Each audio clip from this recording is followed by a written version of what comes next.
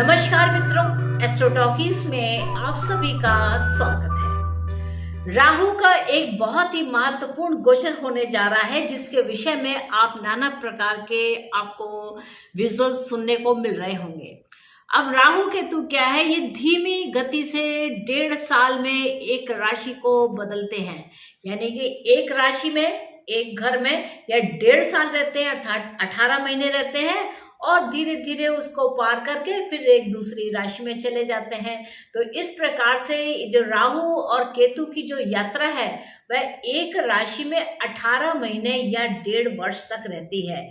तो आगामी समय में, यानी कि इस अक्टूबर के अंत समय में, यानी कि 30 अक्टूबर की रात के समय में राहु देव अपनी राशि का परिवर्तन करेंगे, यानी कि अपने घर को चेंज कर लेंगे।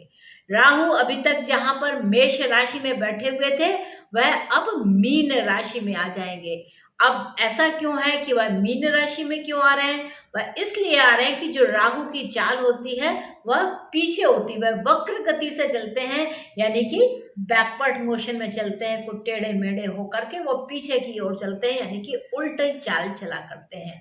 तो राहु मेष राशि से वृषभ राशि में ना जाकर के मेष राशि से मीन राशि में आएंगे। मीन राशि गुरु की राशि है, गुरु तत्व की राशि है।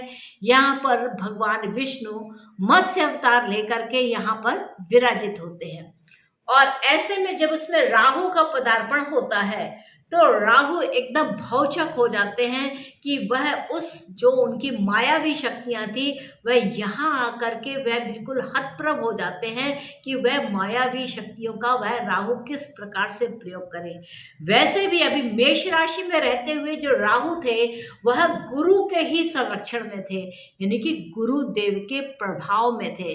तो गुरुदेव के प्रभाव में होने के कारण, यानी कि जैसी संगति में होते हैं वैसा प्रभाव करते हैं। तो राहु इस समय थोड़े से सात्विक बने हुए हैं और वह जा रहे मीन राशि में। अभी उन्होंने गुरु का यह स्वरूप देखा था, अब वह इस मोक्ष का स्वरूप देखेंगे, यानी कि गुरु के इस मोक्ष राशि का स्वरूप देखेंगे। अब यहाँ पर जो राहु है वो बिल्कुल हतप्रभ से सोच में पड़ जाते हैं कि अब वह उनकी चालबाजियां कैसे चलेंगी, ये तो मोक्ष की राशि में है। तो इस दौरान में आप पाएंगे क्या कि देखेंगे कि बहुत सारा ऐसा भ्रष्टाचार होगा जो बदला हुआ होगा, यानी कि भ्रष्टाचार का जो स्वरूप है उसमें कुछ कमी भी आएगी और उसका स्वरूप भी बदल जाएगा। उनके अंदर यह भी बात आएगी कि नहीं नहीं, ये गलत काम नहीं करना है, यानी कि मुझे मुक्ति धाम की ओर जाना है। तो जब आप कोई जो राहु की प्रकृति के जो बुरे काम होते हैं, यानी कि छल कपट झूठ फरेब और एक मायावी दुनिया को दिखाना होता है, उस मायावी दुनिया में अब चेंजेस आएंगे, यानी कि अब एक ट्रांसफॉर्मेशन यहाँ पर होगा। और अब यहाँ पर मोक्षता को लेकर के राहु ने की जो गंदगी है उसे छोड़ करके अब यह स्वच्छता के रास्ते पर चलेंगे। तो इसका फिल्मी दुनिया पर भी बहुत बड़ा असर पड़ने वाला है, यानी कि उनका जो मोड है वह अब उन्हें चेंज करने के लिए मजबूर करेगा, क्योंकि गुरु से वह शिक्षा लेकर के आए थे। राहु की जो मायावी दुनिया मनमानी चला करती थी वह अब यहाँ ठहराव लेकर के मुक्ति मार्ग को लेकर के आगे बढ़ेगी। तो राहु अगर देखें तो जिस समय प्रवेश हो रहा है उस समय राहु रेवती नक्षत्र के चौथे चरण में है। चौथे चरण में क्या है कि यह जो नक्षत्र हो जाता है यह वर्गोत्तम हो जाता है, यानी कि इस नक्षत्र विशेष में राहु के रहने से यह वर्गोत्तम की श्रेणी में आ जाता है और यहाँ से एक नई यात्रा शुरू होती है, एक नई जर्नी शुरू होती है। यहाँ पर वह समझना शुरू करते हैं कि स्पिरिचुअलिटी क्या चीज होती है और इसको कैसे करना चाहिए। तो यह यहाँ पर एक बहुत ही रोचक तत्व यहाँ पर देखने को मिलता है।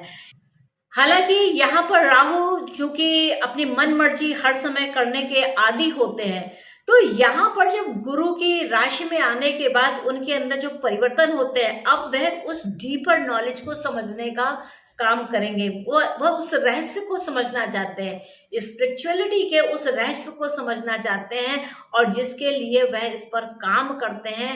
लेकिन होता क्या है कि वह जब तक इस चीज को पूरी तरीके से समझ पाते हैं तब तक उनकी दूसरी राशि में जाने का समय आ जाता है। यानी कि इन 18 वर्षों में एक्सपेरिमेंट्स बहुत होंगे, जिसमें स्पिरिचुअलिटी को लेकर के जो लोग मायावी लोग थे वह स्पिरिचुअल लेवल पर आएंगे और कुछ नए प्रयोग भी करेंगे। तो यहाँ पर देखें, ये कुछ हिडन फैक्ट्स हैं जो राहु यहाँ पर देता है। अब बात आती है जिस समय राहु का राशि परिवर्तन हो रहा है उस समय ग्रह स्थितियां बहुत ही ज्यादा जबरदस्त हैं। तुला राशि में 3 ग्रह स्थित हैं, सूर्य, मंगल और बुध। यह तीनों ही राहु के नक्षत्र स्वाति में स्थित हैं। अब यहाँ पर सूर्य, मंगल और बुध का स्वाति नक्षत्र में होना भी यह क्या है, यह वायु तत्व का प्रधानता देता है। तो यहाँ पर क्या है, एक तरीके की हवा चलती है, एक वेग चलता है जो ट्रांसफॉर्मेशन की शक्तियों को और भी ज्यादा प्रबल करती है। यानी कि इस समय पर राहु की जो शक्तियां हैं वह प्रबलता के साथ होंगी। तो यहाँ पर देखिए, मार्केट में एक नया उछाल आने वाला है। यानी कि 31 अक्टूबर के बाद से मार्केट में एक नया उछाल यहाँ दिखाई देगा, या कहेंगे कि यहाँ पर वृद्धि होगी। ऐसे कि ये तुला राशि है जो मार्केट को प्रेजेंट करती है, और उसमें तीन ग्रहों का स्वाति नक्षत्र में होना, यानी कि हवा की वेग को बढ़ाना, यानी कि जो सिस्टम, जो तुला राशि मार्केट को प्रेजेंट करने वाली चीजें हैं, उसका यहाँ पर वर्चस्व दिखाई देगा। तो यहाँ पर देखिए, एक बात को समझिएगा कि ये जो राहु हैं यह क्या है, ये मिथुन राशि में उच्च के होते हैं। तो राहु का काम क्या है, खूब गाना बजाना, हवा फैलाना, और इसको कहते हैं कि परपंच करना और बढ़ा चढ़ा के चीजें बताना, और वह है मिथुन राशि में। मिथुन राशि यानी कि कम्युनिकेशन का काम करने वाली। अब ऐसे में राहु उच्चता के परिणाम इसलिए देते हैं कि राहु का जो स्वभाव है वह क्या है, बढ़ा चढ़ा के बताना, और जब ज्यादा लोगों से मिलेंगे तभी तो वह बढ़ा चढ़ा के बता पाएंगे। तो मिथुन राशि कम्युनिकेशन का काम करती है, तो अड़ोस पड़ोस में जा करके खूब गप शप इस तरीके से बातें करती है और अफवाह को फैलाने में वृद्धि करती है। ये राहु को बहुत पसंद है। लेकिन अब जब धनु राशि में है तो राहु नीच के हो जाते हैं। क्यों? क्योंकि धनु राशि में जो राहु है वह गुरु की राशि होने के कारण वहां पे मनमानी नहीं कर पाते हैं।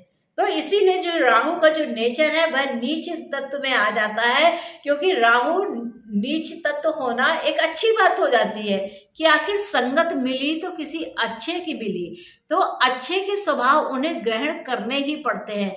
यानी कि धनु राशि में या मीन राशि में जब गुरु का प्रभाव मिलता है तो राहु का जो एक निगेटिव स्वरूप है वह नहीं हो पाता, बल्कि वह शांत की ओर बढ़ते हैं। जहां धनु राशि में वह टारगेट पे टारगेट हिट करने का काम करते हैं, वहीं मीन राशि में बिल्कुल सामान्य एकदम मत्स्य अवतार में समुद्र के गोते में उसमें लगाना उन्हें बहुत अच्छा लगता है, और वह उसी में ही खो जाना चाहते हैं, उस स्पिरिचुअलिटी में हर समय के लिए मर्ज हो जाना चाहते हैं।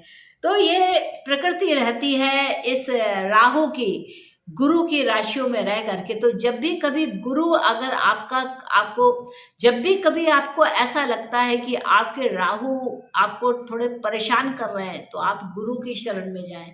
गुरु की शरण में जाएंगे, भगवान विष्णु की शरण में जाएंगे, माथे पर ही पीला तिलक लगाएंगे, पीले वस्त्र पहनेंगे, तो आपके जो राहु हैं वह मनमानी नहीं कर पाएंगे।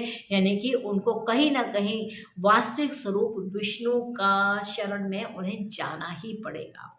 लेकिन एक बात मैं आप मित्रों से कहना चाहूंगी, आपके और ग्रहों की कोई दशा चल रही है तो राहु का अगर कोई अंतरदशा या प्रत्यंतर दशा आती है तो इसके प्रभाव पड़ेंगे, अन्यथा इसके बहुत छोटे से प्रभाव पड़ करके बढ़ जाएगा।